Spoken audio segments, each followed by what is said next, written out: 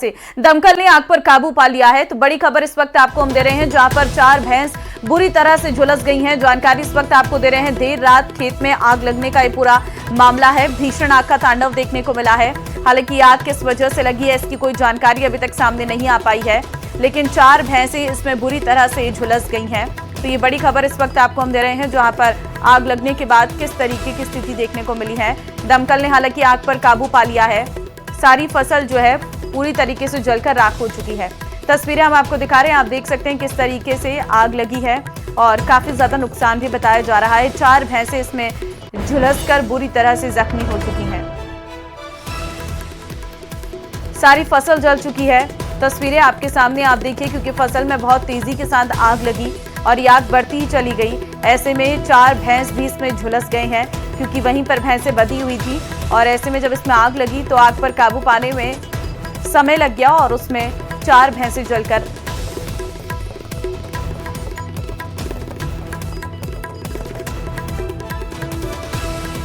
तो ये तस्वीरें हैं, जहां पर आप देख सकते हैं कि किस तरीके से आग लगी है। देर रात खेत में आग लगने की ये घटना है, जहां पर 4 भैंसें भी बंधी हुई थी और अचानक ये आग तेजी के साथ फैलती चली गई, क्योंकि रात का समय अंधेरा था और साथ ही साथ हवा बहुत तेज चल रही थी, जिस वजह से आग बहुत तेजी के साथ आगे बढ़ी। और वहां पर कुछ बाइक भी थी, हालांकि वो सुरक्षित हैं, लेकिन 4 भैंसें इसमें इस आग की चपेट में आ गई। प्रतापगढ़ जिले की ग्राम पंचायत पाल के गांव नालाखेड़ा में अज्ञात कारणों के चलते आग लग गई, जिससे पशु घर जलकर राख हो गया है। आग से गाय के बच्चे के जिंदा जलने से मौत हो गई है, जबकि एक बैल गंभीर रूप से झुलस गया है। सूचना मिलने के बाद ग्राम पंचायत मौके पर पहुंचे तुरंत और स्थिति का जायजा लिया। आप तस्वीरें देखिए, पूरी तरीके से जलकर किस तरीके की स्थितियां राख हो चुकी हैं, वो आपको इन तस्वीरों में नजर आ रहा होगा। ये पशु घर है, जहां पर अचानक से आग लग गई और पीड़ित परिवार के लिए आर्थिक सहायता की मांग की है। प्राथमिक जांच में आग का कारण शॉर्ट सर्किट या लापरवाही की संभावना जताई जा रही है। 2 तस्वीरें हम आपको दिखा रहे हैं। पहली तस्वीर जब आग लगी थी पशु घर में, जिसमें एक गाय का बच्चा जिंदा जलने से उसकी मौत हो गई है और साथ ही साथ एक बैल इसमें घायल हो गया है। दूसरी तस्वीर हम आपको दिखा रहे हैं, जहां पर जलने के बाद किस तरीके से पूरा घर राख में तब्दील हो गया है। आपको नजर भी नहीं आ रहा होगा, सब कुछ सिमट चुका है और प्रशासन ने आर्थिक मुआवजे की सहायता की मांग जो है वो की है परिवार के लिए।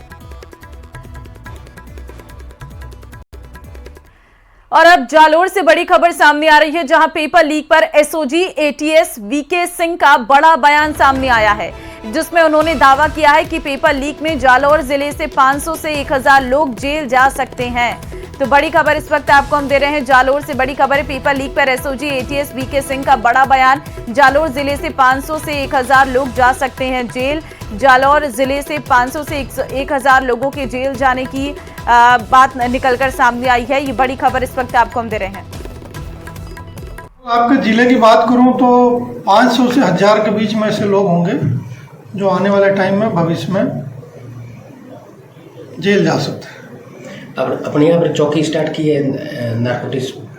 हमने जालौर में एनटीएफ चौकी स्वीकृत कराई है, जो जालौर और सिरोही 2 जिले का जिम्मेवारी उनके पास रहेगा। चूंकि यहाँ पे समस्या ज्यादा बड़ी है, इसलिए उनका हेडक्वार्टर जालौर है। किस स्तर का यहाँ अधिकारी बैठेगा? Inspector level.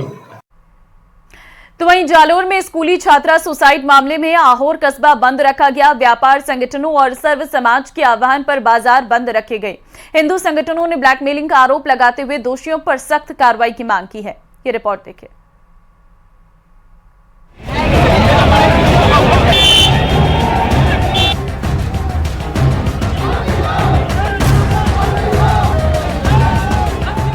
जालोर के आहोर कस्बे में 3 दिन पहले 16 साल की एक लड़की ने खुदकुशी की थी, जिसके विरोध में शनिवार को आहोर कस्बा बंद रखा गया। इस घटना के विरोध में आहोर में जमकर हंगामा हुआ। गुस्साए लोगों ने पाली जालोर रोड को जाम कर दिया और इस दौरान गुस्साए लोगों ने इससे पहले एसडीएम को ज्ञापन भी सौंपा। विरोध प्रदर्शन में सभी समुदायों के लोग शामिल हुए।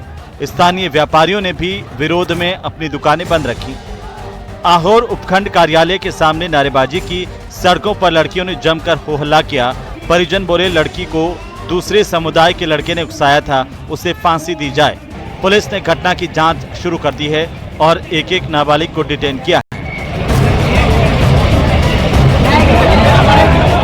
पुलिस लड़की के परिवार और स्थानीय लोगों से भी पूछताछ कर रही है। मृतका के मोबाइल फोन और निजी सामान की भी जांच की जा रही है। इस घटना ने जालोर में तनाव का माहौल पैदा कर दिया है और स्थानीय लोग न्याय की मांग कर रहे हैं।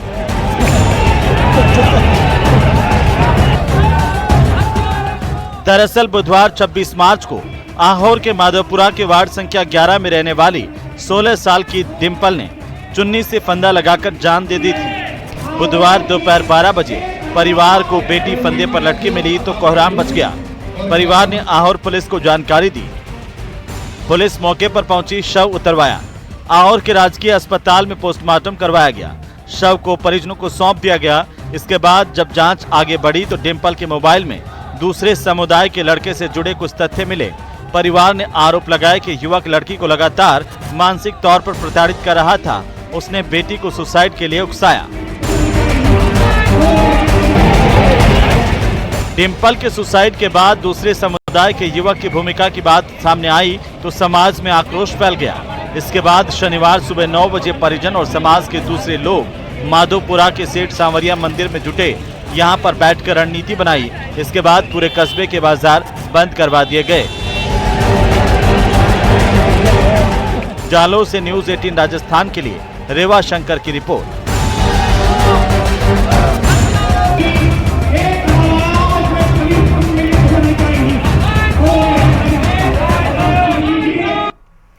खबर जयपुर से है, जहां रोडवेज कर्मियों और विधायक के बीच तू-तू मैं-मैं का मामला आया है सामने। दरअसल झालाना में रोडवेज डिपो में से रास्ता निकालने का विवाद को लेकर ये पूरी घटना घटित हुई है, जिसके बाद Narayan Singh circle no parking zone घोषित किया गया। दिल्ली आगरा के लिए यहां से बसें जाती हैं। डिपो की कॉलोनियों ने अवैध तौर पर रास्ता निकाल रखा था। रोडवेज कर्मियों ने रास्ते को बंद किया तो विवाद हो गया। विवाद में कॉलोनी के लोगों की ओर से पहुंचे थे आदर्श नगर विधायक रफीक खान। इस दौरान रोडवेज कर्मियों में से तू-तू मैं-मैं हुई है। तो तस्वीरें आप देख सकते हैं, रोडवेज डिपो से रास्ता निकालने पर यह विवाद देखने को मिला है। रोडवेज कर्मियों द्वारा रास्ता बंद करने पर विवाद है। कर्मचारियों और एमएलए के बीच तू-तू मैं-मैं देखने को मिली है। डिपो की कॉलोनियों ने अवैध तौर पर निकाल रखा था ये रास्ता और कर्मचारियों और एमएलए के बीच इस दौरान तू-तू मैं-मैं देखने को मिली है। तस्वीरें हम आपको दिखा रहे हैं, नारायण सिंह सर्कल जो नो पार्किंग जोन घोषित किया गया है।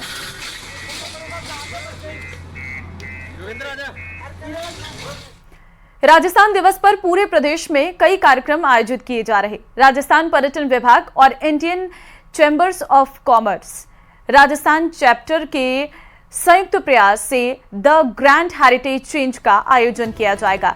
ये रोमांचक कार रैली और ट्रेजर हंट राज्य की समृद्ध सांस्कृतिक धरोहर को जीवंत रूप से प्रदर्शित करेगी। डिप्टी सीएम दिया कुमारी थोड़ी देर में अमर जवान ज्योति से इस रैली को फ्लैग ऑफ करेंगी। प्रतिभागी जयपुर के विभिन्न ऐतिहासिक स्थलों से गुजरते हुए विभिन्न सांस्कृतिक और ऐतिहासिक पहेलियों को हल करेंगे और चुनौतियों का सामना भी करेंगे। इस आयोजन का समापन होटल फेयरमाउंट में एक भव्य समारोह के साथ होगा, जहां विजेताओं को पुरस्कृत किया जाएगा।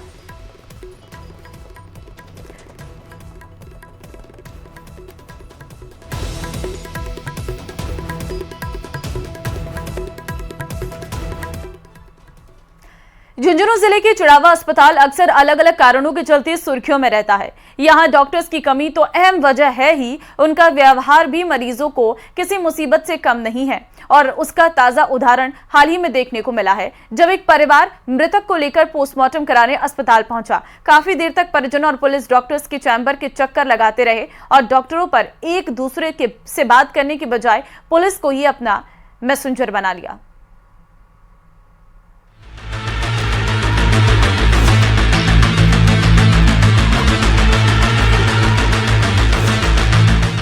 चिड़ावा अस्पताल के डॉक्टर्स की संवेदनहीनता, पोस्टमार्टम के लिए परेशान होते रहे परिजन, पुलिस वालों को डॉक्टर ने बना दिया मैसेंजर।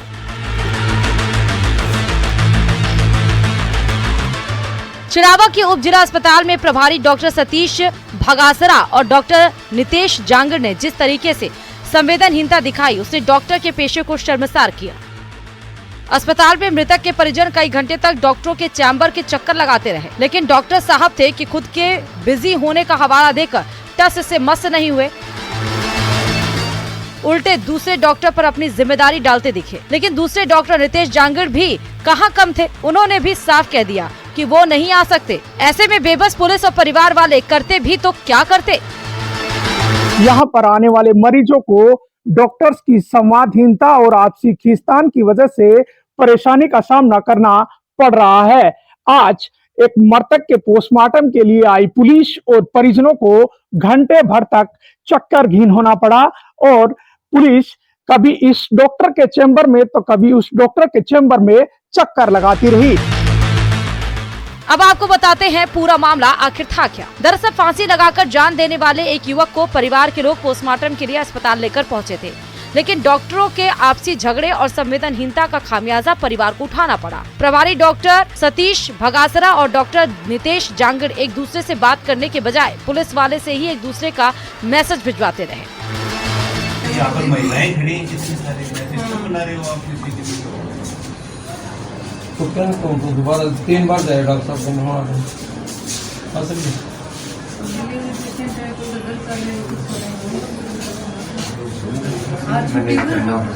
सर जी मस्त तो जाए मैंने डॉक्टर को 2 सिपाही बुलाना हो तो मार लो, बुला लो साहब। डॉक्टर को तो काम तो पूरे डॉक्टर जी करेगा।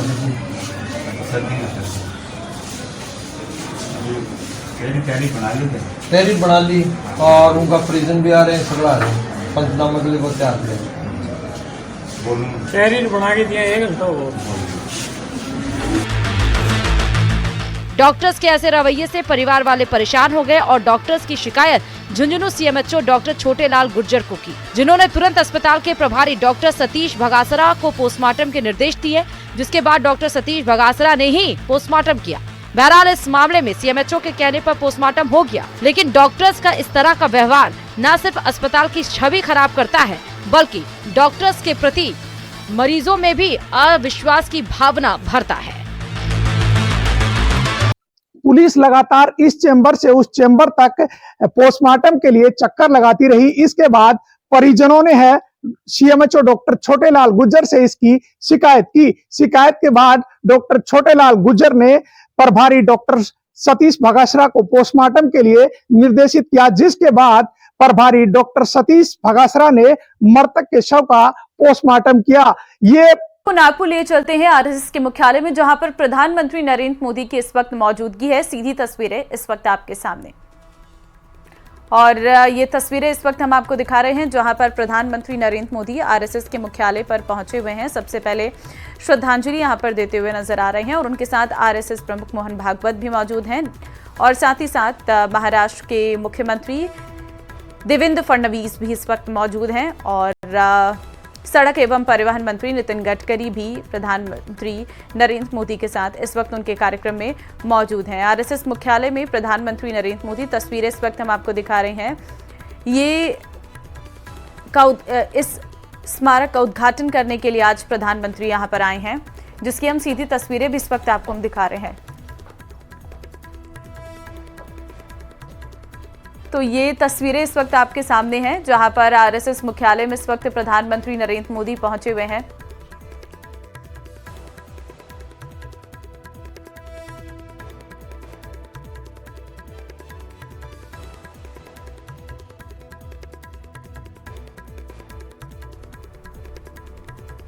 तो डॉक्टर हेडगेवार स्मारक स्मृति ये नागपुर में आज प्रधानमंत्री नरेंद्र मोदी की मौजूदगी है।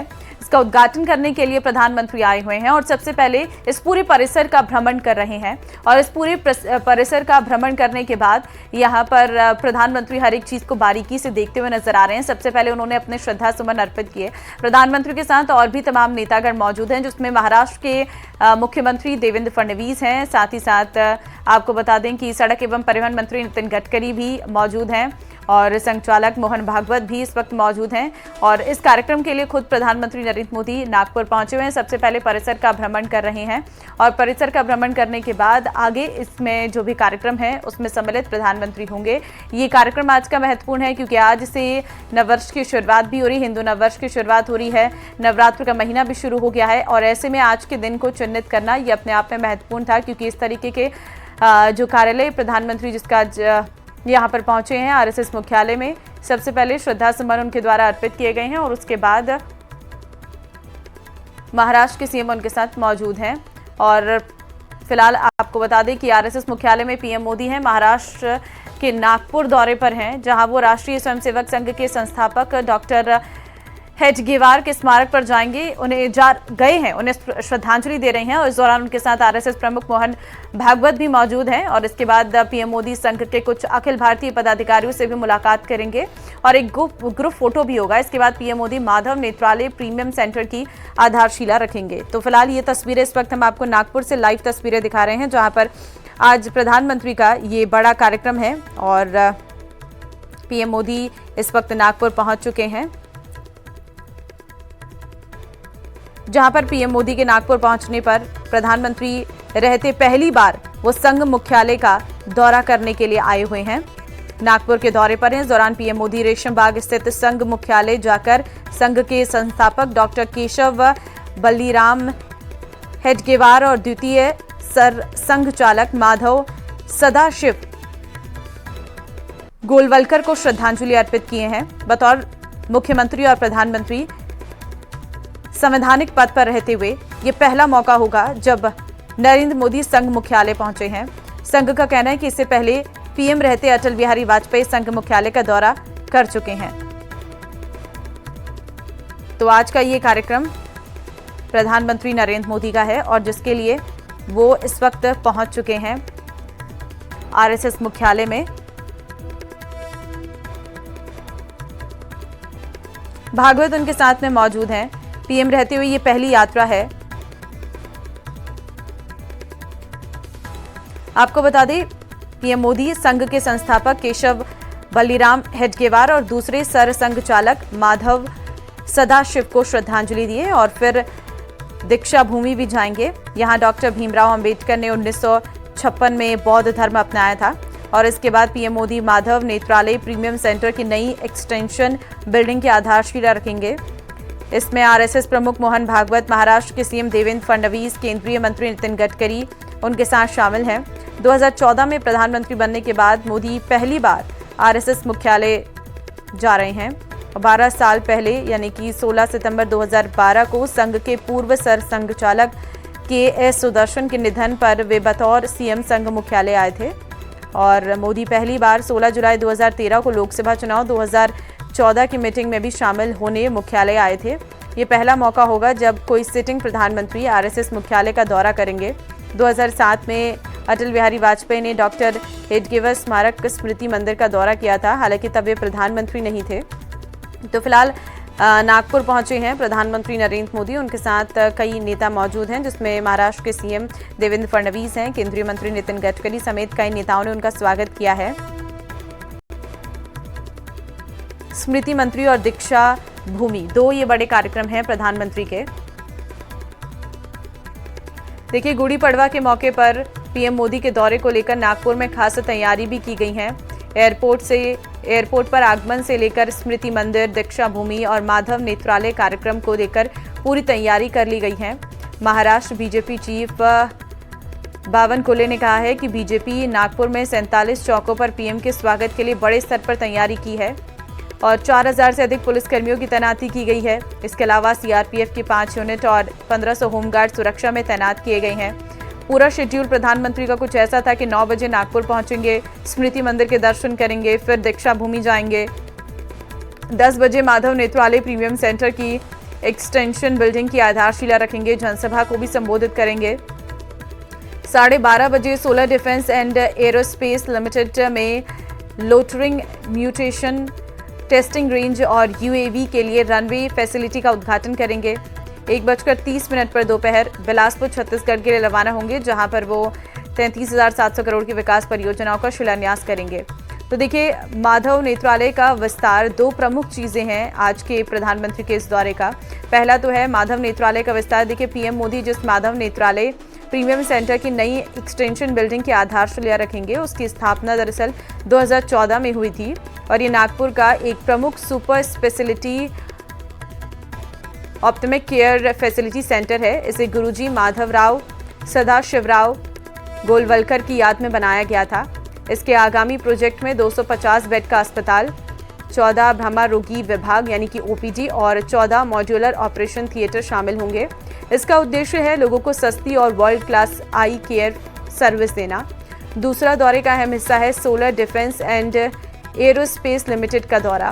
प्रधानमंत्री नरेंद्र मोदी नागपुर में solar defence and aerospace limited के गोला बारूद संयंत्र का दौरा भी करेंगे, जहां वो 1250 मीटर लंबी और 25 मीटर चौड़ी अनमेन्ड एरियल व्हील्स यूएवी के लिए नए रनवे फैसिलिटी का उद्घाटन करेंगे। इसके अलावा वो लाइव म्यूनिशन वारहेड और लोटरिंग म्यूनिशन टेस्टिंग रेंज का उद्घाटन भी करेंगे। तो इस तरीके का आज पीएम मोदी का कार्यक्रम है। देखिए, प्रधानमंत्री मोदी 8 साल की उम्र में ही आरएसएस से जुड़ गए थे। उन्होंने संघ की शाखाओं में जाना शुरू कर दिया था।